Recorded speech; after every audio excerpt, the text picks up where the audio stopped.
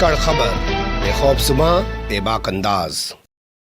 धाकड़ खबर के news room से मैं आपके साथ हूं अकरम रईस खान। अगर मैं आपको बताऊं कि पुलिस वाले उत्तर प्रदेश में सेक्स रैकेट चला रहे हैं या जोड़ों को पकड़ के उनको सेक्स रैकेट के आरोप में फंसाकर उनसे वसूली कर रहे हैं, तो आपको जानकर कैसा लगेगा? आप कहेंगे भैया पूरी जानकारी बता दो। इसके अलावा अगर मैं आपको बताऊं कि उत्तर प्रदेश में दरोगा कह रहा है कि तुम भले ही गैंगरेप पीड़ित हो, मैं तुम्हारा बयान अदालत में तब दर्ज कराऊंगा जब मुझे 20,000 रुपए दोगी, यानी कि 20,000 रुपए की रिश्वत मांग रहा है। एंटी करप्शन ब्यूरो की टीम ने छापेमारी करके दरोगा को रंगे हाथ गिरफ्तार कर लिया है। इस खबर को भी आप विस्तार से जानना चाहेंगे और मैं आपको बताऊं कि जिस नोएडा से लगातार वीडियो वायरल होते हैं और पुलिस वाले ये दिखाने बताने की कोशिश करते हैं उन वीडियो के जरिए कि अब हम जो बदमाश हैं वो कह रहे हैं कि हम नोएडा में नहीं आएंगे, उसी नोएडा में सरेआम चौराहे पर एक दरोगा को, एक चौकी इंचार्ज को गोली मार दी गई और बदमाश वहां से फरार हो जाते हैं। तो ये घटना भी आप जरूर जानना चाहेंगे। इसके अलावा एक वीडियो आपके सामने और रखूंगा कि दरोगा एक भगवाधारी बुजुर्ग को खड़े होकर थाने के अंदर गाली गलौज कर रहा है। वो वीडियो भी आप देखना जानना चाहेंगे कि कहां से आया है। लेकिन मुझे लगता है इन सब में सबसे जो दिलचस्प है वो तस्वीर उभर के इस वक्त आई है हरियाणा के रिवाड़ी से। उस तस्वीर को आपको सबसे पहले देख लेना चाहिए। चलते हैं खबर की तरफ।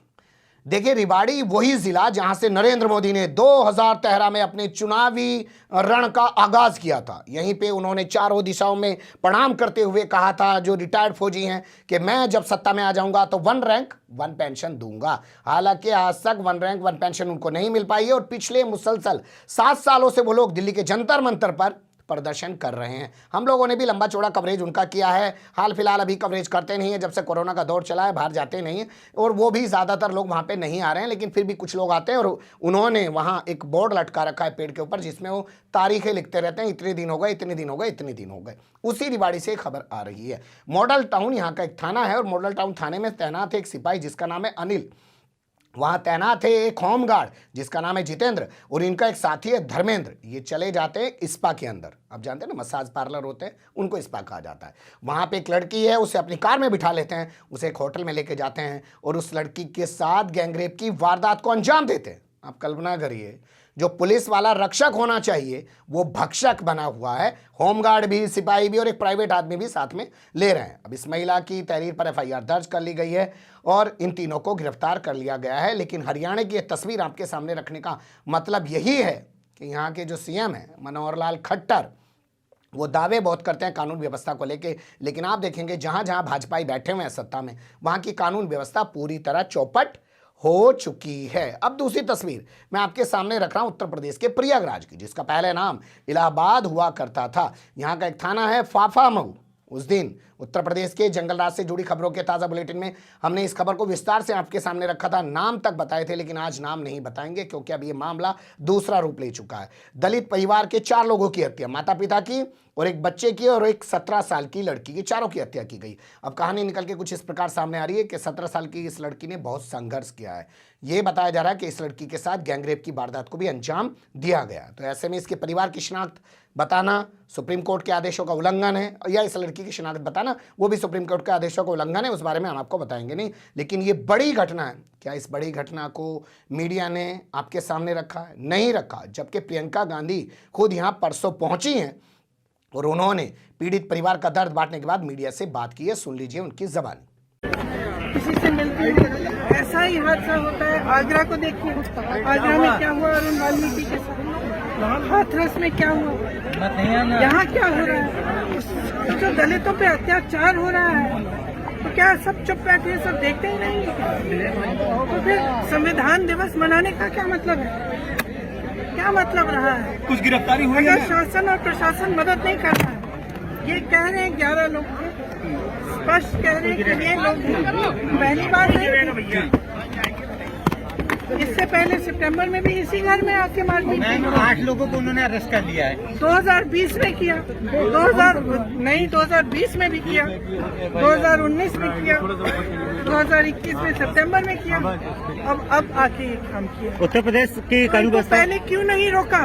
जब 2019 में आके किया, इन्होंने प्रताड़ित किया, तंग किया, मारा पीटा।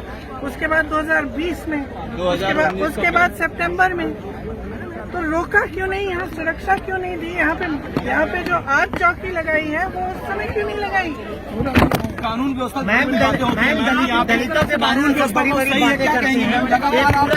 किसी न किसी मामले में आप आ ही रही उत्तर प्रदेश। क्या लगता है कि दलितों के बारे में सिर्फ बात की जाती है क्या? देखिए, जहाँ जहाँ मैं जा रही हूँ मुझे स्पष्ट दिख रहा है कि दलितों के लिए न्याय नहीं है, न्याय नहीं है, किसानों के लिए न्याय नहीं है, महिलाओं के लिए न्याय नहीं है। न्याय सिर्फ उन लोगों के लिए है जिनकी सत्ता है, जो उनके साथ उठते बैठते हैं और जो उनके दोस्त हैं, जो बड़े बड़े उद्योगपति हैं, उनके लिए न्याय है। लेकिन उत्तर प्रदेश में दलितों के लिए, महिलाओं के लिए, किसानों के लिए, अल्पसंख्यकों के लिए न्याय नहीं है। मैं 2 सालों से यहाँ काम कर रही हूँ और बार बार ये स्पष्ट हो रहा है, बार बार ये दिख रहा है कि संविधान को नष्ट किया जा रहा है, संविधान को खत्म किया जा रहा है। सरकार के दावों को क्या कहेंगे मैम? कानून व्यवस्था की बड़ी बड़ी बातें आप सब देख रहे हैं, आप देखिए जो वीडियो इन्होंने मुझे दिखाया वो आप देखिए।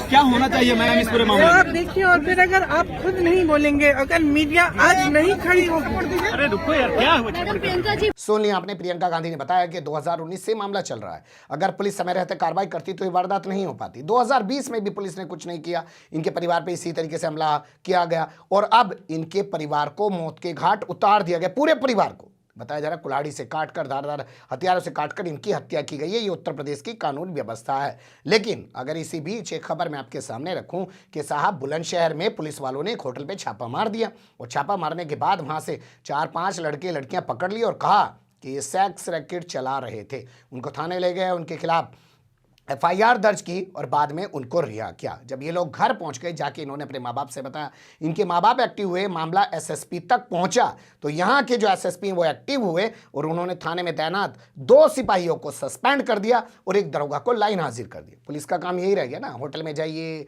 टिंग टोंग, कौन रुका है बताइए हमें, अच्छे अरे हिंदू लड़की है और मुस्लिम लड़के के साथ रुकी हुई है, अरे मुसलमान लड़का है हिंदू लड़की को लेकर रुका हुआ। इसके अलावा पुलिस को उत्तर प्रदेश में कोई काम नहीं बचा। इसी के जरिए तो पैसा कमाना होता है। पहले उनको पकड़ो, फिर उन्हें कहो कि तुम्हें सेक्स रैकेट में बंद कर देंगे, फिर जो है पैसा कमाएंगे। तो यहाँ बुलंदशहर का अनूपशहर थाना पड़ता है और अनूपशहर थाने की पुलिस चौकी है कस्बा पुलिस चौकी का जो दरोगा है उसको लाइन हाजिर किया गया। बहादुर सिंह उसका नाम है, हो सकता है ठाकुर हो तो इसलिए उसको लाइन हाजिर कर दिया, उसको सस्पेंड नहीं किया। इसके अलावा जो सिपाही हैं उनको सस्पेंड किया गया, निलंबित जिसे हिंदी में बोलते हैं।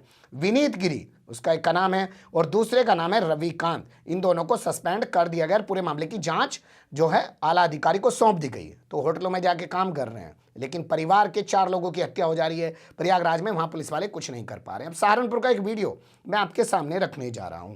सहारनपुर का एक थाना है नकुड़ थाने में एक दरोगा तैनात है जिसका नाम है मुकेश कुमार। वो कैसे एक भगवाधारी बुजुर्ग को गरिया रहा है, पूरी भी भाषा में ऐसे ही बोलते हैं ना, हमारे यहाँ बोलते हैं पश्चिम उत्तर प्रदेश में, गाली गलौज कर रहा है। सुन लीजिए उसकी जबानी।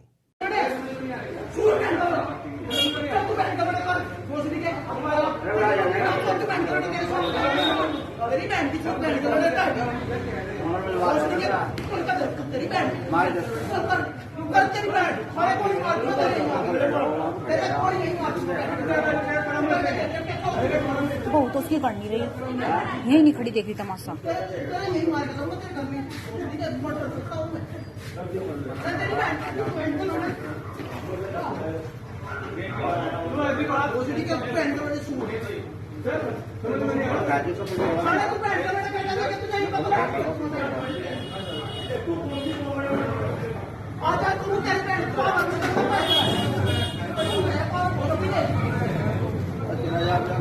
सुन लिया आपने, देख लिया कि कैसे इस पूरे मामले में दरोगा की गुंडई सामने आ रही है। अब इस दरोगा को भी बताया जा रहा है सस्पेंड कर दिया गया है। लेकिन आप दबंगई का आलम ये देखिए, भगवाधारी बुजुर्ग को धमका रहा है। अरे भैया, भगवाधारी तो उत्तर प्रदेश के CM हैं, तुझे डर नहीं लगता है क्या? ये दरोगा लगता है थोड़ी इसकी हटी भी होगी, वरना कपड़े ही देख के इसे अंदाज़ा हो जाना चाहिए था कि किसको बोल रहा है। कोई मुल्लान थोड़ी सामने खड़े हैं कि उनको खूब गरिया लीजिए, कोई कुछ कहने वाला नहीं है। अभी सस्पेंड किया गया, हो सकता है इसके खिलाफ FIR भी दर्ज कर दी जाए। अब रामपुर आपको लेके चलते हैं।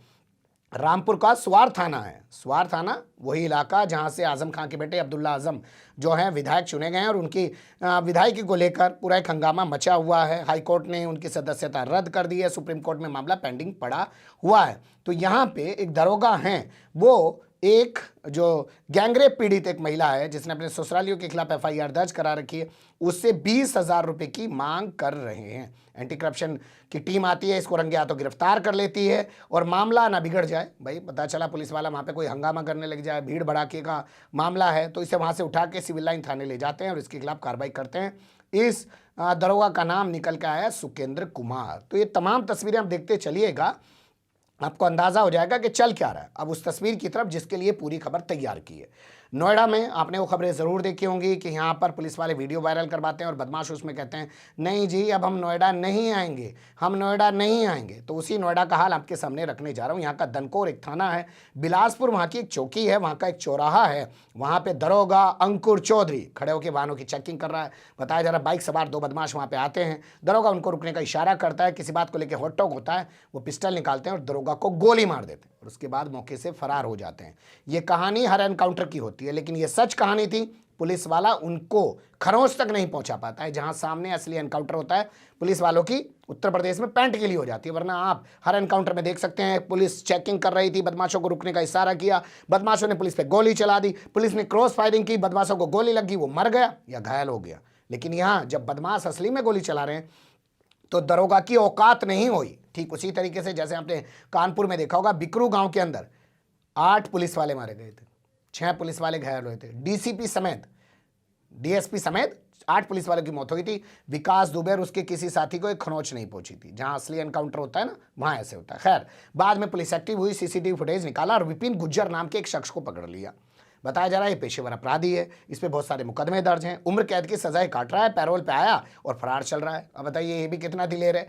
अरे फरार चल रहा है तो पुलिस से पंगा क्यों ले रहा है? लेकिन ये भी शायद टशन दिखाना चाहता हो, गांव में अपना भय बनाना चाहता हो, आसपास के क्षेत्र में अपना भय बनाना। देखा मैंने दरोगा को गोली मारी है, लाला जी अगर हमारे यहाँ इतना पैसा नहीं भिजवाया ना तो जब मैंने दरोगा को नहीं छोड़ा तो आप किस खेत की मूली हो। पर ये तस्वीर इससे भी ज़्यादा ये बताती है कि जो नोएडा पुलिस ड्रामे करती है कि बदमाश कह रहे हैं कि हम नोएडा में नहीं आएंगे, वो झूठे ड्रामे करती है। कोई कानून व्यवस्था नाम की चीज़ जो है नोएडा में भी नहीं है। नोएडा की कानून व्यवस्था को इसलिए भी गंभीरता से देखने की जरूरत है क्योंकि यहाँ पे 1.5 साल पहले कमिश्नरी सिस्टम लागू किया गया था। आप जानते हैं वर्तमान समय में अभी उत्तर प्रदेश के 4 जिलों में कमिश्नरी सिस्टम चलता है। पहले नोएडा और लखनऊ में लागू किया गया, उसके बाद लागू किया गया बनारस में और कानपुर में, और अब बात कही जा रही है कि गोरखपुर में भी लागू किया जाएगा और कहीं और पे भी लागू करने की बात चल रही है। अब वो कहीं और कौन सा जिला हो सकता है प्रयागराज हो, जिसे इलाहाबाद पहले कहते थे। पर क्या कानून व्यवस्था पुलिस वाले सुधार रहे हैं या बिगाड़ रहे हैं, ये आप तय कीजिएगा। हमारा काम है तमाम चीज़ें आपके सामने रख देने का। कमेंट्स के रूप में आप लोग अपनी राय दे सकते हैं, खबर को लाइक कर सकते हैं, चैनल को सब्सक्राइब कर सकते हैं और ज़्यादा से ज़्यादा हमारी खबरों को शेयर कर सकते हैं। फिर ऐसे ही किसी सुलगते हुए या उलझते मुद्दे लेकर मैं आपके सामने हूँगा हाजिर। फिलहाल अभी मुझे दें इजाज़त।